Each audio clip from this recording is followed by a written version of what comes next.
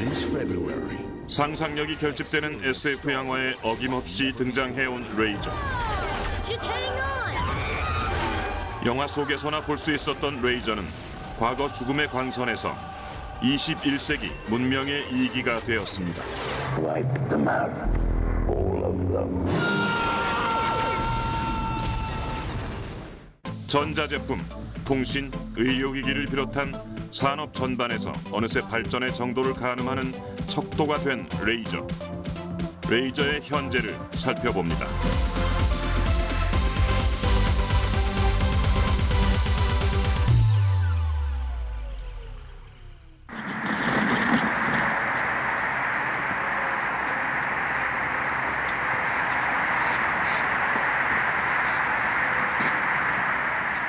사실 하늘에다가 한번 좀 난상으로 한번 쏴주시겠어요? 네, 지금 각도 되게 좋습니다. 네.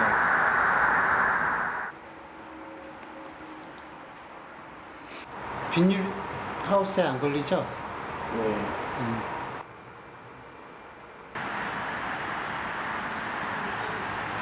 네, 올리세요.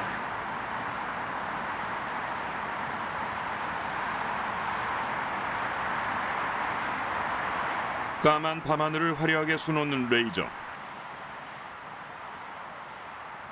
화려하고 환상적인 분위기를 자아내는 레이저 쇼는 각종 공연과 행사에서 중요한 역할을 하고 있습니다.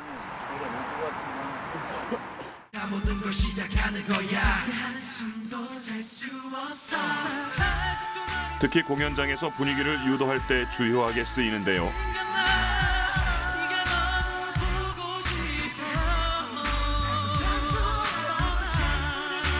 가수가 애절한 발라드를 부를 때는 관객이 무대에 집중할 수 있도록 은은하면서도 환상적인 분위기를, 반면에 신나는 댄스곡에서는 현란한 움직임으로 분위기를 고조시켜 관객의 열광적인 호응을 이끌어내는 역할을 합니다. 이렇게 공연의 분위기를 좌우하는 레이저는 회사의 로고를 표현하는 등 홍보의 목적은 물론 직접 제작한 영상을 레이저쇼로 표현하는 데도 많이 쓰입니다. 예전에는 뭐 레이저하면 의료용 기기라든지 아니면 뭐 수술용으로 많이 사용을 하고, 예전에 뭐 아시겠지만 이제 뭐 점 빼고 막 이럴 때 이제 레이저를 많이 쓰고 있었는데, 이런 용도가 아니라 공연 이벤트용으로서도 상당히 레이저가 효과가 있고, 그리고 그런 레이저를 활용함으로 인해서 어떤 공연에 대한 어떤 효과를 좀 더 풍부하고 그리고 화려하게 표현할 수 있는 어떤 그 도구가 됐다라는 그런 사실들을 새롭게 또 알고 인식하게 되는 그런 입장이 되었습니다. 네.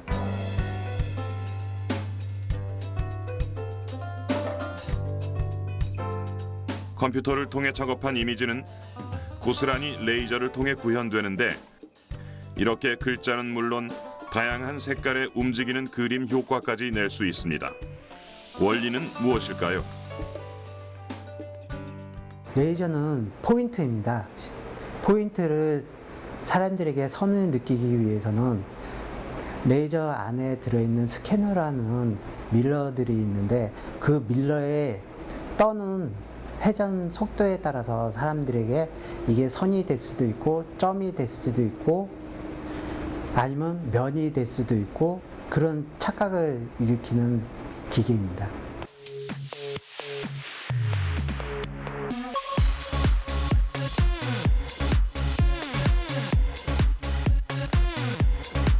보통 이렇게 방송용이나 공연용으로 사용하는 레이저는 1km 정도의 거리까지 투사 가능한데, 특히 지금은 이벤트용 레이저 기기가 만들어져 다양한 색깔로 애니메이션의 느낌까지 재현할 수 있습니다.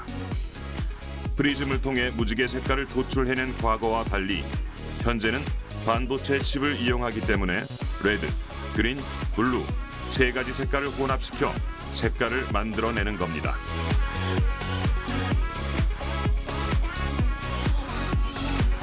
잠시 밤하늘을 캔버스 삼아 펼쳐지는 레이저쇼를 감상해 볼까요?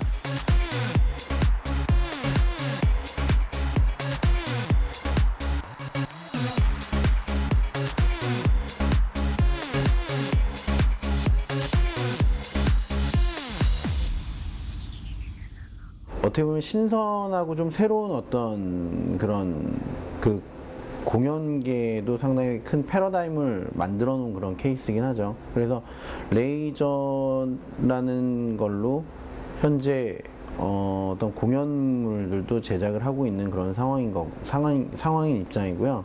그리고 관객들의 반응은 기존에 이제 못 보던 어떤 새로운 그런 패러다임을 접하다 보니까 레이저라는 거에 대한 사람들의 생각 자체가 좀 많이 바뀌고 있는 상황이에요.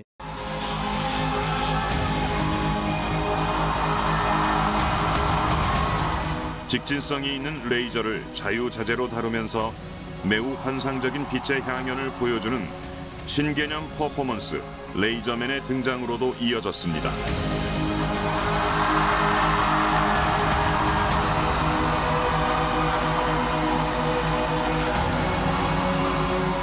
레이저맨은 마술과 접목시킨 것으로 레이저를 던져서 벽에다 꽂고 사람 손에 쥐어주기도 하고 끊기도 하면서 어둠 속에서 신비하고 강렬한 메시지를 전달하는 퍼포먼스입니다.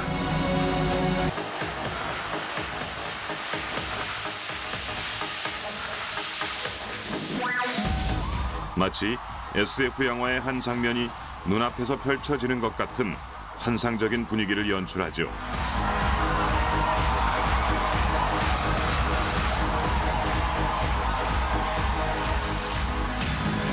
최근엔 로고의 노출과 스토리 구성이 가능한 조합형 멀티 공연으로 그 인기를 더해가고 있는 추세입니다. 지금 레이저가 공연 쪽에서 많은 이슈화되고 많은 레이저 공연들이 퍼포먼스들이 새롭게 발견되고 발전되고 모든 것을 접목시켜서 아름답게 더 하기 위해서 많은 업체들이나 많은 분들이 거기에 대해서 연구도 하시고 노력을 하셔서 지금 레이저 퍼포먼스가 더 많은 공연들을 하고 계세요. 그래서 일반인들은 그걸로 인해서 거기에 대한 환상과 아름다움에 빠지고 그걸로 인해서 많은 과학들이 더 발전할 수 있고 공연에 많은 이슈화도 만들 수 있는 그런 공연들이 우리나라에도 많이 이루어졌으면 좋겠습니다. 공연의 분위기를 고조시키고 행사의 취지나 회사의 로고를 각인시키는 데도 큰 역할을 하는 레이저. 레이저쇼는 공연의 새로운 패러다임을 제시하고 있습니다.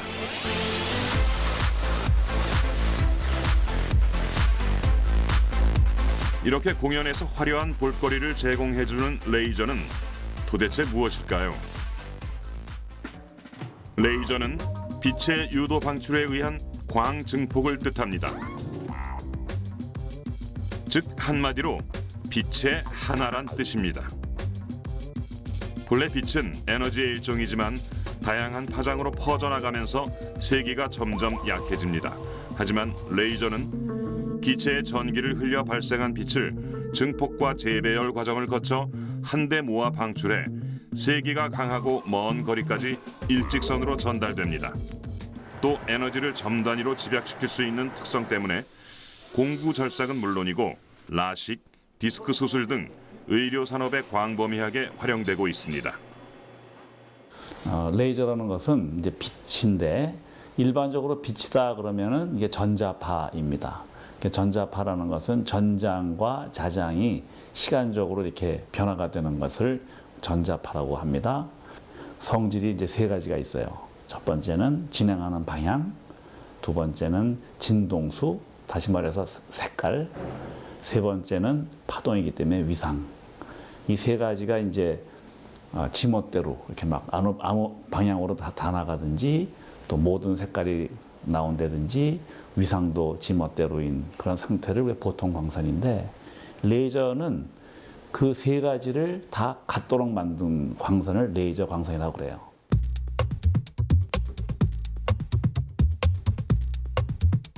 레이저는 과학자들 사이에서도 접근할 수 없는 천재로 불리는 물리학자 알버트 아인슈타인에 의해 시작됩니다.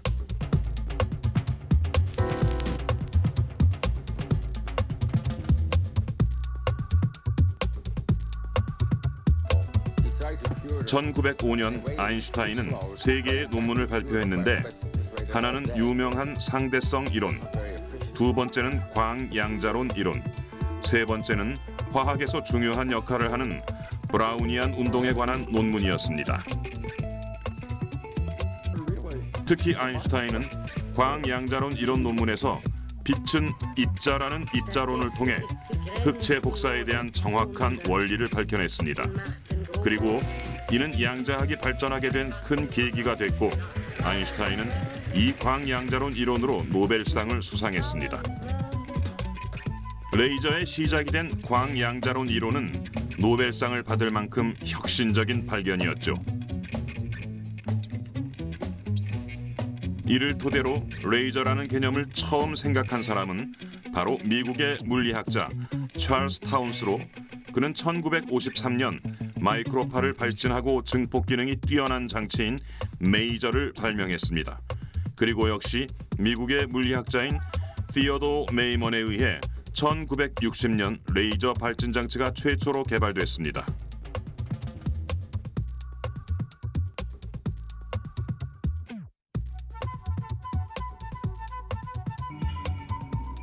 단일 파장의 빛을 내보내는 단색성, 큰 간섭성, 퍼지지 않고 가느다란 빛으로 매우 멀리 퍼져나가는 직진성. 이렇게 세 가지 특성을 갖고 있는 레이저는 공예 작품 제작에도 쓰입니다.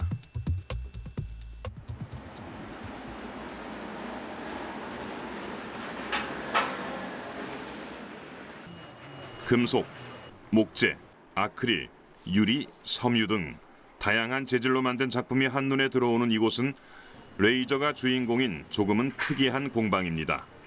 평면은 물론이고 입체적인 작품도 눈에 띄는데 이 작품들을 만드는데 레이저의 역할이 가장 컸습니다.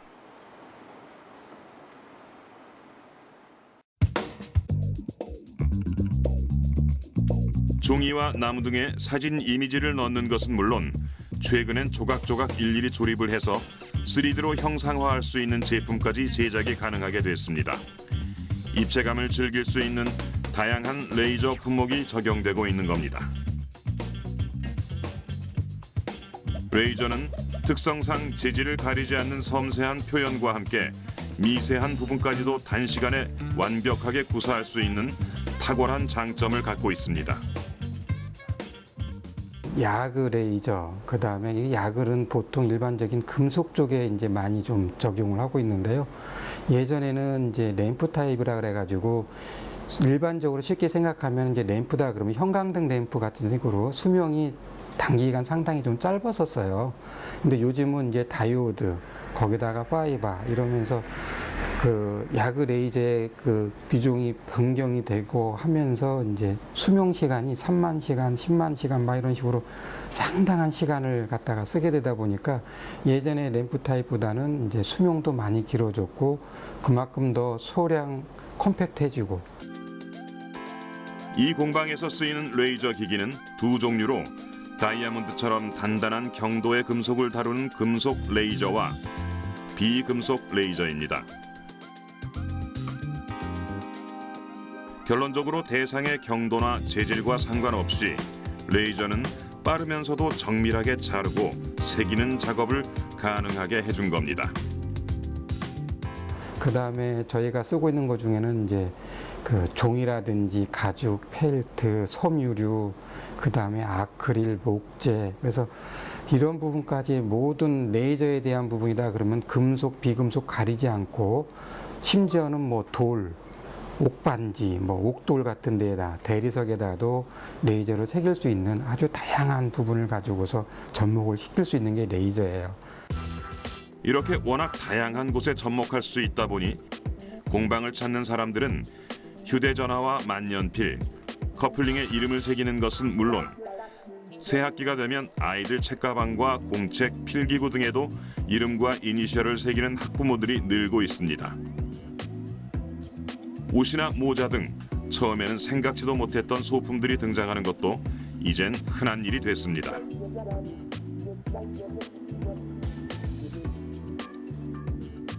오늘도 공방을 찾은 특별한 손님이 있습니다. 지금은 여기 이제 제가 요 폴더에다 집어넣으면은 그 폴더 내에 있는 거는 드롭 박사로 이제 컴퓨터로 이제 실시간으로 해서 한 몇 주 후면은 여기 이제 떠요. 이제 보면은 올라왔죠. 실시간 올라온 게 맨 뜨거든요. 이건 군부대 마크 같은데요. 여기에 지금 들어갈 거죠? 네. 로고가. 그러니까 요 방향이 되겠네.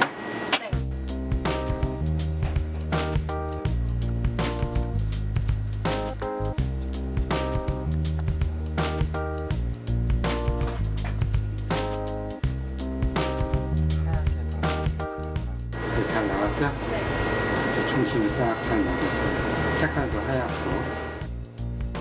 군 복무 중인 남자친구를 위한 특별한 선물이 탄생했습니다. 이제 식사를 할 때마다 군인 남자친구는 여자친구를 떠올릴 수 있겠네요. 남자친구가 군대가 있어가지고 군대에서 쓰는 숟가락 만들려고 왔는데 만드는 과정 보니까 제가 직접 참여도 하고 그래서 좀 신기했던 것 같아요. 그리고 다 만든 거 보니까 너무 예쁘고 남자친구 주기 싫을 정도로 너무 예쁜 것 같아요. 그래서 너무 좋은 것 같아요. 남자친구의 군부대 마크가 새겨진 숟가락. 레이저가 없었다면 불가능한 선물이었을 겁니다. 이렇듯 레이저 공방이 존재 가능한 이유는 레이저 기기가 개발되기 때문입니다.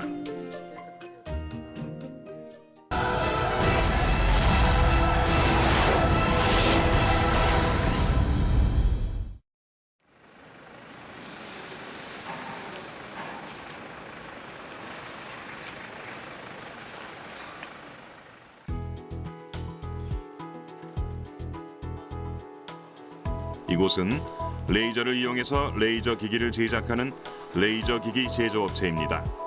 레이저로 레이저 기기를 만드는 재미있는 곳이죠.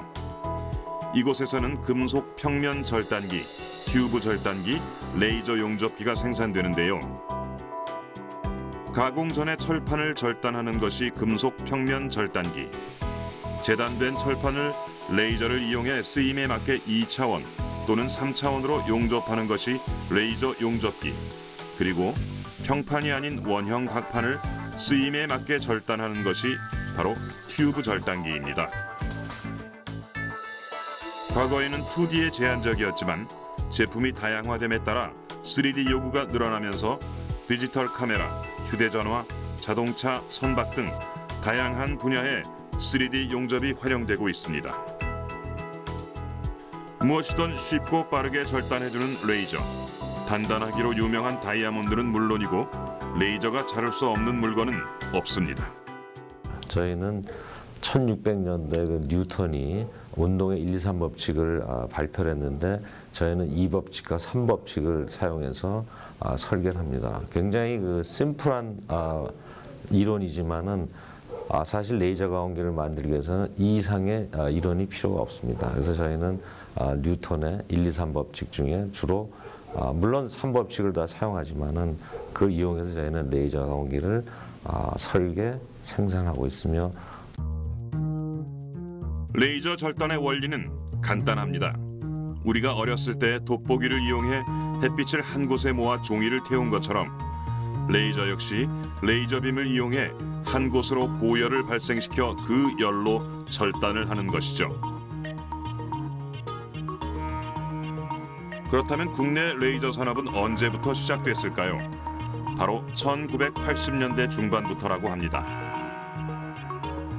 당시 대기업에서 레이저 가공기를 최초로 생산하기 시작했지만 현재는 국내에서 이 업체만이 대량 생산 시설을 갖추고 레이저 가공기를 제작하고 있는 현실입니다. 세계적으로 레이저 산업 시장의 규모는 약 5조 원. 그리 큰 규모는 아닙니다. 그러나 독일의 경우 레이저 자체 시장보다는 레이저가 가져오는 파급 효과에 대해 집중을 했고 미래를 보고 투자한 결과 현재는 독일이 레이저 산업의 중심이 됐습니다.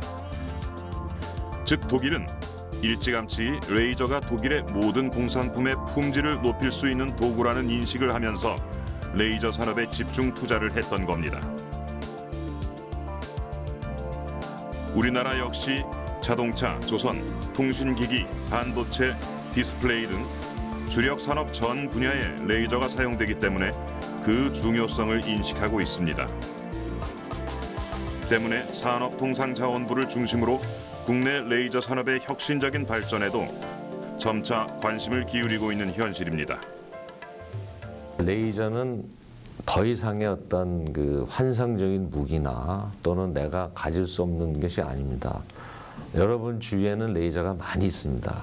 단지 우리가 그걸 인식을 못하고 있고, 또한 현대 자동차에도 레이저로 많은 것을 작업을 합니다. 그렇기 때문에 레이저는 이미 우리 옆에 와 있다는 것을 여러분 다시 한번 생각하시고, 앞으로 레이저에 대해서는 그렇게 위험한 무기다 이것이 아니라 우리 생활에 아주 밀접한, 우리한테 도움을 주는 생활의 이기라고 생각하시면 되겠습니다.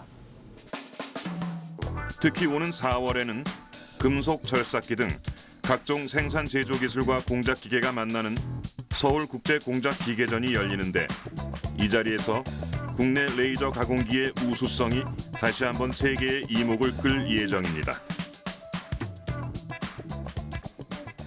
레이저의 전망은 지금도 끊임없이 응용 영역이 확대되고 있습니다. 그 이유는 빛이라는 어떤 상당히 우리가 상상할 수 없는 파괴력을 가진 그 빛을 렌즈를 이용해서 한 곳에 모으는 아주 굉장히 단순한 원리 때문에 우리가 초소형의 어떤 기계를 만들 때는 제일 적합한 것이 광입니다. 광.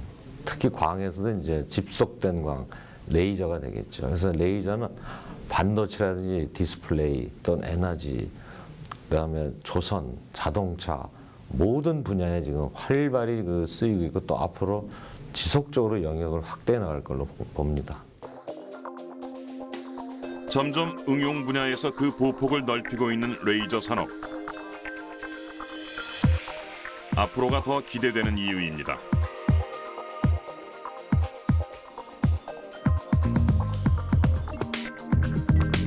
기미, 죽은 깨, 점 등 피부의 잡티와 주름을 제거하는 것은 물론 안과, 치과 등의 외과 수술에도 주위 조직의 손상 없이 미세하고 깨끗한 수술을 가능하게 하는 레이저.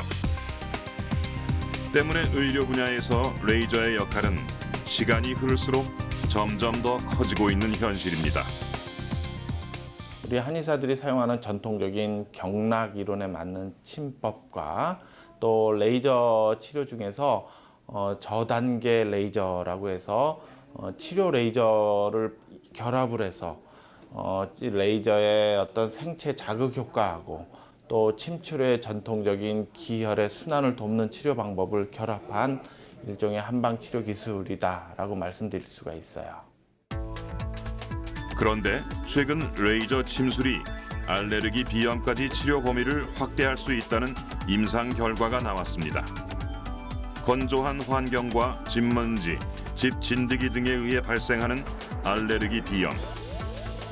특히 봄에 많이 날리는 꽃가루 역시 알레르기 비염의 유발 원인으로 꼽혀 봄철엔 알레르기 비염 환자가 급증하고 있는데요. 이런 환자들에겐 희소식이 아닐 수 없습니다. 레이저 침은 한의학에서 활용하는 침 치료의 한 분야로 레이저 치료학과 전통의학인 경락 이론을 결합해 사용하는 치료 기법입니다. 레이저의 생체 자극 효과와 침 치료의 전통적인 기혈 순환을 돕는 치료 방법을 결합한 한방 치료 기술인 것입니다. 현재 의료 분야에서 사용되는 레이저는 크게 수술 레이저와 비수술 레이저로 나뉘는데, 레이저 침은 비수술 레이저입니다.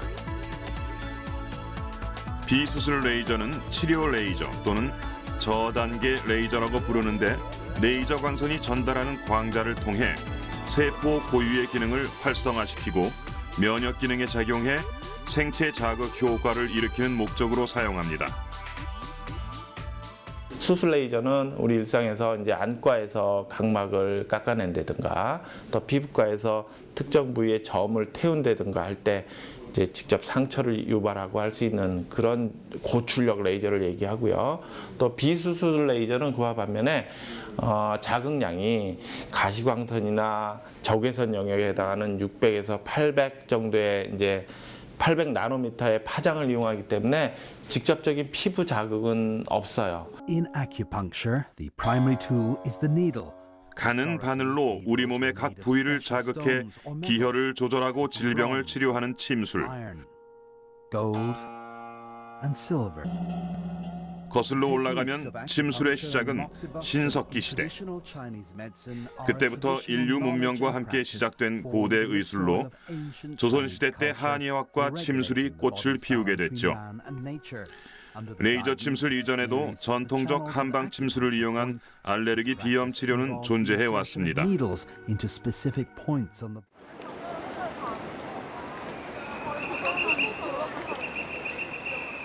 하지만 최근 경희대학교 한방병원 삼내과 김진성 교수 연구팀이 동물 실험을 통해 레이저 침을 이용한 알레르기 비염 치료를 확인하면서 연구 결과의 객관성이 입증됐습니다. 김진성 교수 연구팀의 논문 알레르기 비염의 동물 모델에 대한 레이저 침 치료 효과는 국제학술지인 근거중심보완대체의학지에 게재됐습니다. 연구진은 인체 적용의 임상시험을 포함한 추가 연구를 통해 레이저 침의 임상 범위를 넓히고 새로운 한방 의료 기술을 개발하는 후속 연구를 진행할 계획입니다. 레이저 침술에 이용되는 장비는 저출력 또는 저단계의 가시광선이나 적외선 영역에 해당되는 빛을 이용하는 장비로 침을 놓는 경혈 부위에 직접 레이저를 조사합니다. 레이저 침술은 한방 치료 기술의 하나지만 근골격계 질환의 통증 완화에도 효과를 보인다는 연구 결과가 나오고 있습니다. 때문에 연구진은 이비인후과나 내과 질환에 레이저 침이 적용 가능하다는 판단하에 연구를 시작했고 이 같은 의미 있는 성과를 도출해낸 겁니다. 점점 레이저 침술의 활용도는 높아질 것으로 보고 있죠. 레이저 침술은 실은 앞으로도 계속 이제 연구가 돼서 활용 범위가 점점 넓어질 텐데 제 개인적으로는 제가 이제 코나 입이나 이런 구강 질환을 이제 많이 보게 되니까 각종 질환들 예를 들어 구내염이 너무 자주 발생하는 그런 질환에는 상처의 힐링 그러니까 상처에 이제 상처가 빨리 아물도록 돕는 작용을 레이저 침술로 이제 보다 촉진을 한다든가 또 혀의 어떤 통증이 유발이 되는 구강 자결감 증후군에도 레이저 침술이 도움이 된다라는 이제 외국의 연구 결과들이 많이 있거든요. 그런 것들을 보다 보완을 해서 확실한 증거를 보일 수 있는 임상 연구를 기획을 한다든가 이런 쪽으로 이제 연구를 할 계획이에요. 의료 분야의 혁신을 가져오는 레이저. 앞으로 또 어떤 성과를 도출해낼지 기대됩니다.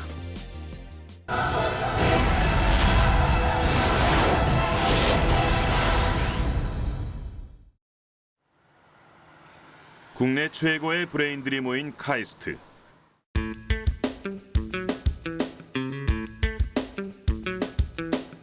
미래 첨단 산업 분야의 1인자로 꼽히는 레이저에 대한 연구가 활발히 진행되고 있습니다.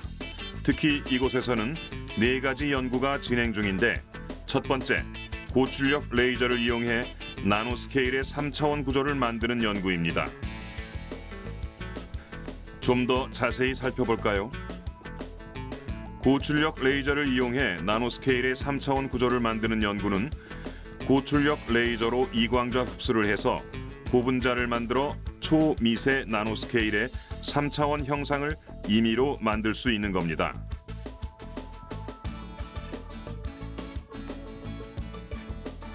반도체는 깎아내는 방식이지만 이광자 흡수 고분자 방법은 초미세 사이즈로 3차원 구조를 쌓아나가는 방식이죠.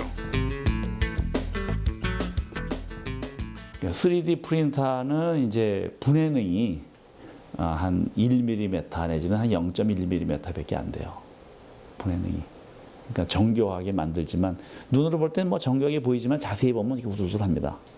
아주 정밀한 거, 아주 정밀한 그 나노 스케일의 요새 나노가 유행하지 않습니까?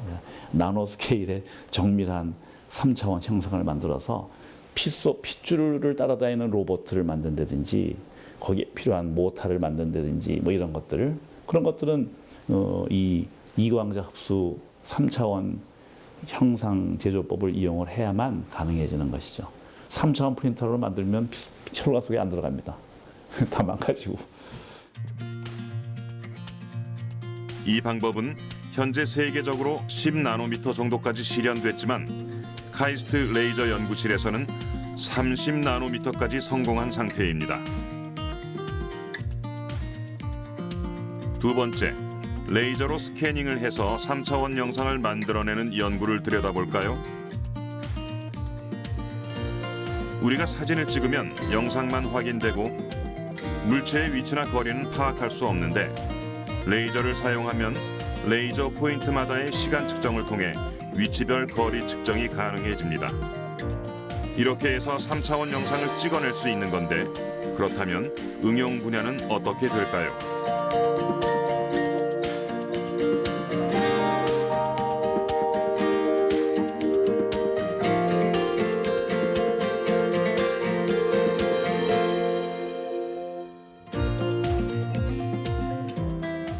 이제 예를 들어서 우리 남대문 뭐 지금 옛날에 전소가 되지만 전소되기 전에 남대문을 찍어요. 그럼 남대문을 3차원으로 다 측정이 됐을 거 아닙니까? 그럼 새로 복원한 남대문 또 찍어요. 그 어디가 어떻게 잘못 복원됐는가를 금방 알 수가 있겠죠. 옛날에 사진만 찍었기 때문에 모양만 봐가지고는 이게 어느 게 더 나왔고 더 들어갔고 하는 걸 자세히 알 수가 없었지만 이런 3차원 영상 라이다를 잘 이용을 하면 복원되기 전과 복원 후의 것을 정확하게 비교할 수도 있고 또 재현도 할 수 있고. 또 하나의 응용 분야는 무기입니다. 미사일이 날아갈 때 지상을 보고 3차원 영상을 촬영하면 아군 탱크와 적군 탱크를 구별할 수 있고 3차원이기 때문에 쫓아가 요격까지 할 수 있습니다. 뿐만 아닙니다. 3차원 측정은 자동차 내비게이션에도 적용돼 향후 사람이 운전할 필요가 없는 시대를 불러올 것으로 기대됩니다. 이 부분은 상당히 빠른 시일 내 상용화가 될 것으로 전망하고 있습니다. 세 번째는 초분광분해 분광기로 인공위성에 올려 지상의 환경을 측정하기 위한 목적입니다. 선진국의 인공위성에는 다 초분광분해 분광기가 탑재되어 있죠. 즉 기름 유출, 금광 발굴, 지하자원 개발, 농작물 상태 확인 등에 유효하게 쓰입니다.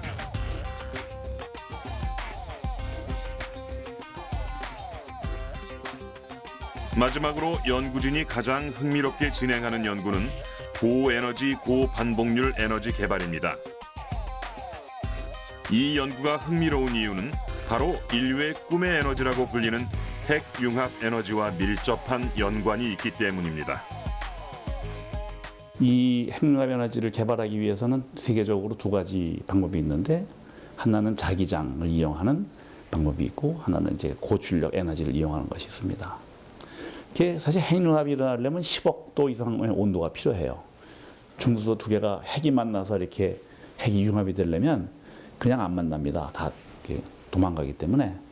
그래서 10억 도 이상의 온도를 줘야 이게 만나서 이제 핵융합이 되는데 레이저가 발명된 이후에 그 고출력 에너지를 이용을 해서 그걸 초점에다 모으면 초점의 온도가 10억 도가 올라가겠다. 이렇게 해서 이제 시작된 연구가 레이저를 이용한 핵융합 연구입니다. 지난해 9월 미국에서 긍정적인 연구 결과가 도출돼 희망이 커졌는데 문제는 한 가지. 레이저 핵융합이 성공하기 위해서는 레이저가 1초에 10번 터져야 물이 끓어 발전이 가능한데 미국에서 성공한 방법에 사용됐던 레이저는 하루에 2~3번밖에 쏘지 못한다는 겁니다. 때문에 카이스트 레이저 연구실에서는 이를 가능하게 하는 연구를 진행 중이고 기초 실험 완료와 함께 학문적 입증도 끝난 상태입니다.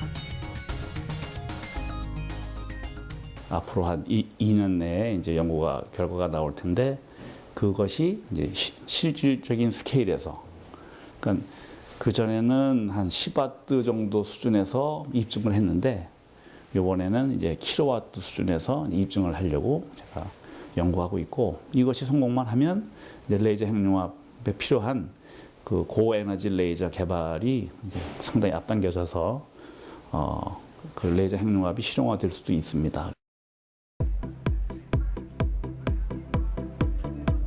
오디오, DVD 플레이어 등 일상 가전제품에서도 쉽게 접할 수 있는 레이저.